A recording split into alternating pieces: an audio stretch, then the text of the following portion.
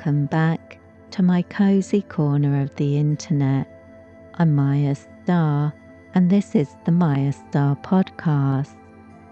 I teach energy healing courses online through Mayastar Academy, share spiritual guidance and mystical musings on the Maya Muses blog, and provide healing, ritual, and spellcasting services.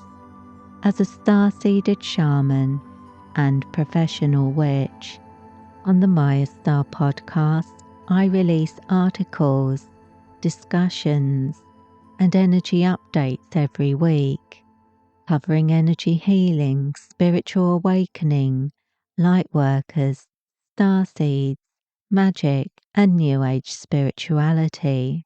This episode is being re-released with upgraded audio and new cover art to coincide with the launch of the new Mayastar Podcast YouTube channel. Please check it out and make sure you're subscribed so you don't miss any of the new content coming soon. Welcome back to my cozy corner of the internet. I'm Mayastar, and this will be the first in a new series of Mayastar Unscripted videos that for the time being are going to be replacing the regular Saturday uploads for the energy healing articles. I don't know if this is something that I'm going to continue with, but for the time being, this is something that will work better with my schedule, freeing up a bit more time for me to work on my music, which is something I really want to prioritize at the moment. So yeah, I've decided to use this format because it's so similar to the original videos on this channel before the podcast, actually, when it was just a YouTube channel, and I would make sort of update videos. They were just rambling. They really didn't go anywhere. They didn't have much direction. I would just ramble on about whatever I'd been doing that day, whatever I was thinking about, and I called them the Whispering Witch videos, and I actually had like 400 subscribers at that point. So some people did enjoy those videos, and some of those people are still watching my channel now. So if you were one of those original viewers, this might be a bit nostalgic for you, and it is for me. But we'll see how it goes. But I'm not whispering, so that's the difference. But other than that, I think the pacing might be more along those lines, sort of more meandering, no script. I'm not travelling from point A to point B, or trying to efficiently communicate a lot of information. I'm just going to plod along, ramble on, and it will be a kind of different style to the other videos. So let me know if it's something you want to see more of, if you enjoy it, or if you just find it kind of irritating, and don't know, let me know, good or bad. Right, that will help. And also I thought this would be a good style of video to do for Q&As, because I do get a lot of questions, and sometimes there are questions where I feel like, I could write an article about that, but I never get around to it. So for those questions that I've earmarked as potentially suitable for writing new articles, I'll be addressing them in these kinds of videos. And I haven't got a script, but I have got a few notes, like with questions that I may cover today. I may do or I may not. I'm just literally going to play it by ear with these videos, and I'll be giving updates on whatever's going on with Mayastar, new courses, new meditations. Although if you're subscribed, you probably noticed there are a lot of meditations coming out because I'm doing them every week. And not only that, I'm distributing the music, like the ambient music, through Spotify, iTunes, Amazon, everywhere actually. So you can also listen to Mayastar music wherever you usually listen to music, which you might enjoy. If you've got paid subscription, so you don't get any ads, these tracks are great for looping overnight while you're asleep. Just my recommendation. I'm especially enjoying the ethereal crystals one at the moment. I've really enjoyed making it, and I really enjoy listening to it. And yeah, that's me, person who actually listens to their own music. So my music this year, because I was releasing meditations every week, and because the meditations were doing well on the on podcast on Spotify, and they were the videos on YouTube that got the most views because people would come back and watch those again. Whereas you don't really get that so much with the articles and things, that people don't watch those multiple times. So I thought, okay, well this year I will definitely make one meditation every week. And because I had made that commitment, I decided that it would make sense to distribute them in all the places that it was possible for me to distribute them. So I sorted all of that out.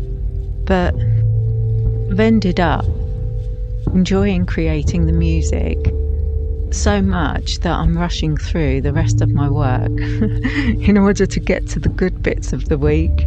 And yeah, I don't like rushing. That's not my speed. That is not the way I do things. I'm a committed bohemian, and I like to wing it. I like to go with the flow a bit more than that. So I just felt the schedule was getting too hectic. And that was one of the main reasons I thought, right, I could do unscripted videos once a week, even if it's just on the weeks where I'm getting too busy and I need to catch up with myself. That's fine. I'll do that just to make sure, because I want to, more than I want. Like last year, I was committed to creating energy healing articles every single week. This year, I'm committing myself to the meditations every week, so they will take priority for me over the other forms of content. Although, of course, I keep doing the others. I will keep making articles, and I will keep releasing the weekly Muses videos. So, I call them Muses videos. They actually go out as energy updates, but because the actual the script with the daily cards and dominant energies and that sort of thing, all of that goes on to the Maya Muses blog. So I've in my head, I'm always referring to them as the Muses videos.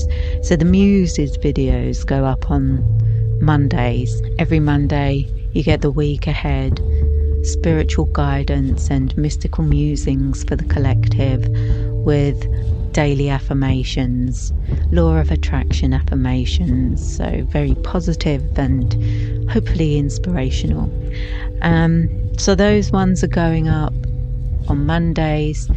These videos, like the unscripted or energy healing articles, will be going up every Saturday. The meditations go up every Wednesday. And on YouTube at the moment, what I've been doing, and which I will continue for the foreseeable, is every single day I'm looping one of the ambient tracks and streaming it live, so that at the end of the night YouTube creates a 12-hour video, and then that goes onto the lives tab on the YouTube homepage sort of thing. On the lives tab you get all of those looped live streams, because I thought they would be quite good for people who wanted to listen to them overnight. The only thing I would say is that the quality isn't as good as if you're listening to the music releases. The music releases do come out better quality. Probably nobody else would notice it, but I'm becoming a little bit precious about these things. So yeah, most people wouldn't notice it at all. But yeah, you can also find the video releases on YouTube Music, so you can listen to them on there, and they often come out on there a couple of weeks ahead, because I have to put them through the distributor. Well, I put them through when I've created them. I'm usually a couple of weeks ahead of myself on that. So the videos that will be coming up on YouTube mirror those, but a couple of weeks later. So if you want to stay up with the latest releases, keep an eye on the releases tab on the YouTube channel. On YouTube Music, follow Mayastar as an artist. That's me. I'm Mayastar as an artist. So yeah, follow it on there. Follow it on also on iTunes, my artist's account, on Amazon and Spotify. And then I think you get notifications and that, or it will come up in your feed when you log in to say, oh, new release. And you'll be seeing that a lot, lots of new releases. Yeah, the other thing I'm doing is when I make the meditation track, and then I do versions without the light codes. I do versions with ocean sounds and that sort of thing, slight variations. So you'll have a couple to choose from, whatever you like best for each one. Try them all out and see which one you like best. Some people don't like the ocean sounds, whereas some people find ocean sounds very good for masking background noise. So yeah, that's something you can try as well. If there's a lot of noise in the background, try the ocean sounds one, and that might work out better. I've got a lot of new instruments, so I'm experimenting, and I'm very inspired at the moment. So you expect to be seeing good things, and stay tuned. But I'm using, well, this is how it started. I don't know if this is how it'll continue. Like I say, I've got to go with the flow, haven't I? So, but for now, what I'm doing is whatever course I feel drawn to for the special offer for that week. So that's based on the energies that are at play, the energies that I feel would be most beneficial for people to be working with at the time, as well as releasing the course as a special offer for that week. I base the meditation on that same energy so that it will amplify the attunement and amplify your experience while working with those energies. Of course, anyone can listen to the music. You don't have to be attuned to it to enjoy it, but it's very powerful if you are attuned to it. And yeah, so, and it adds another dimension. So when you're working with these energies, you don't have to do it always in the traditional way. You don't have to set aside time and space to connect with these energies. If you're regularly listening to the meditations and ambient music that I've created to accompany it, then you can listen to that without using any of the symbols, the mantras, or whatever is involved with that particular modality.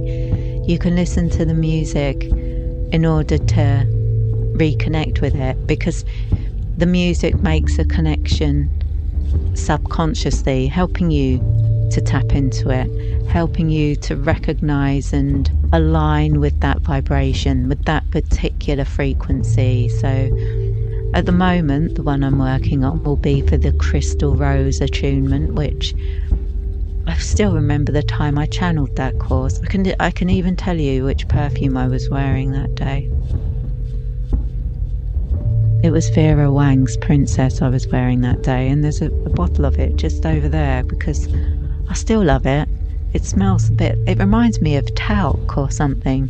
It's a really nice perfume to wear when you've just got out of the bath. And funnily enough, the Crystal Rose Energy is one that I work with a lot in bath rituals. I mean, who doesn't? Rose quartz. It's when you've got that feeling that you need good long soak, you need rose quartz as well. Yeah, that's going to be a very comforting energy to work with, very good for self-care, very good for animals. Animals really enjoy the crystal rose energy because it's very centered around the heart chakra. It's very much about a sense of communion. So you can share it with animals, you can share it with plants. That's also a very powerful thing. My garden is surrounded by trees, so whenever I'm working with energy in the garden, I feel that I'm getting feedback from those trees. I really feel that they have a connection with those healing energies as well. And that's another thing that you can experiment. You can take your spiritual practice out into nature, and with systems like the crystal rose, where it's a very easy system to work with, and you don't need a lot of preparation, you don't need any tools, you don't need a physical crystal present or anything like that. You can just tap into it while you're walking around, and no one will know. And and it does, you can use it simply by visualizing the symbol that's connected with the course. And if you find visualization difficult, you can then use the meditations that I'm creating in order to connect with it. So yeah, there's a lot of ways that you can work with these energies, and I'm really inspired by this one. Well, I'm a bit biased because I work with the energies I teach. I use my own music. I use my own meditations. I don't just put this stuff out there. It's what I'm doing too. Right, let me check my notes, because I did make a few notes of anything that I wanted to cover. Oh yeah, how could I forget this? Today marks 19 years since I started Mayastar Academy. That's kind of crazy, isn't it? That's a very long time. It seems like a very long time, but it doesn't feel like a very long time. It starts one way, and then it expands and evolves, and over time it doesn't feel like you're doing the exact same thing that you were doing in the beginning. So yeah, that's the thing. I don't feel like I'm doing the same thing I was doing in the beginning. I'm doing so much more. And 19 years is a long time. And like, the other thing that puts that into context is I'm turning 50 this year. That means I started Mayastar when I was 31. And when I put it like that and look at how much I have changed in that time, 19 years really is a long time. Like, the stuff that happened in that period, you could write a book. I'm not going to, or not, but no, I'm not. Don't worry. I won't bore you all with an autobiography. So that's my personal update. Personal but related to Mayastar. So yeah, 19 years. It's a long time. And I wonder what will happen over the next 19 years, because I plan to keep doing what I'm doing. So we'll see. Watch. Keep watching. We'll see what happens. It's been amazing. It'll probably continue to be amazing. So yeah, that'd be great. And final thing I want to address today was a question that was related to the current special offer course. So I've chosen this one specifically because it's related to the course that I've chosen for the special offer and for this week's meditation track. And the person is asking, they have just been attuned to Reiki level 2, so they're starting to experiment with healing others, giving treatments to friends and family, and also to animals. And they asked, would this, meaning the crystal rose attunement, be a good energy to combine with Reiki? And my answer is absolutely. It is a very calming, soothing, cuddly energy. and it makes a really good energy to either start or end a session with. I always used it at the end of a Reiki session. Well, for a while, when I was using Reiki every day, I used the crystal rose at the end, and I used the violet flame at the beginning. So the violet flame can be used for clearing the space, banishing negative energy, creating a good healing environment for you to work in, and then complete your Reiki session using the hand positions or however you're using Reiki during that session. And then at the end of the Reiki session, you can connect with the crystal rose as a sort of grounding, soothing energy. That's another important thing, because you think of a heart-centric energy as being quite high vibrational, and obviously it is, it's healing energy, it is high vibrational, but crystal energy tends to have a soothing and grounding effect as well, and that's something that really comes through in the crystal rose. And it was channeled through Avalonian light beings, and they are very much connected with the elements of earth and water, so you do get that sort of calmness. It's just a very relaxing energy. It's almost like, it reminds me of that feeling you have actually when you're sunbathing, and sometimes you just get so relaxed it's quite hard to stand up. You haven't been asleep, but you've become so relaxed it's not easy to move. That's the energy I sort of feel with that, working with the crystal rose. It's so relaxing, soothing and grounding that you don't really want to move. It would probably be a great energy to work with before sleep or before an afternoon nap. I think it's a great energy to work with because it's really good for self-care rituals, and there are a lot of systems that I work with, you know. I teach over 100 modalities, and so I work with those quite regularly because I'm teaching them to other people. But for myself, in my day-to-day practice, my own, like if I'm doing yoga, I'll be working with some sort of energy, and the crystal rose is one of the energies that I regularly work with, and the violet flame as well, but also some of the newer Emissaries of the Light series, some of those energies, Kuan Yin's compassionate heart healing, lotus fountain healing, Archangel Raphael's healing matrix, Archangel Gabriel's empath encoding. That's a powerful energy to work with, especially if you're feeling energetically vulnerable. That one is excellent if you really need to create a nice energetic boundary. It's a great way to balance things out. If you learn multiple energy healing modalities, you can bring them into your daily practice, and that you don't have to set aside time always to incorporate them. You don't have to say, all right, okay, well, for 20 minutes I'm going to sit on the floor and connect with this energy.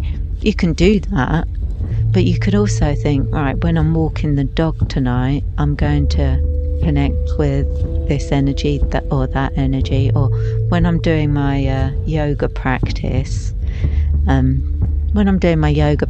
tomorrow, I think I'm going to connect with this energy. I really feel like that would be beneficial for me.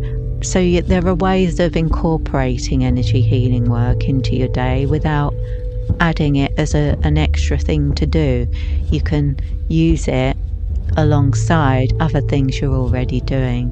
And I think that's what makes it so accessible. I think that's what makes energy healing a really important practice for some people, the fact that they can bring it into their normal daily lives.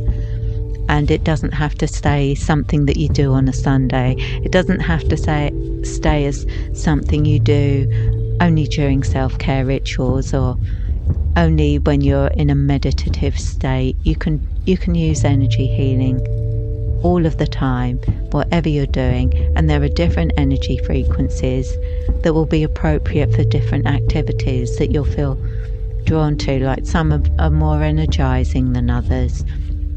Kundalini Reiki, for example, I could never work with that late at night. I can now, but I couldn't for years. And I only would use it in the mornings because it was so energizing.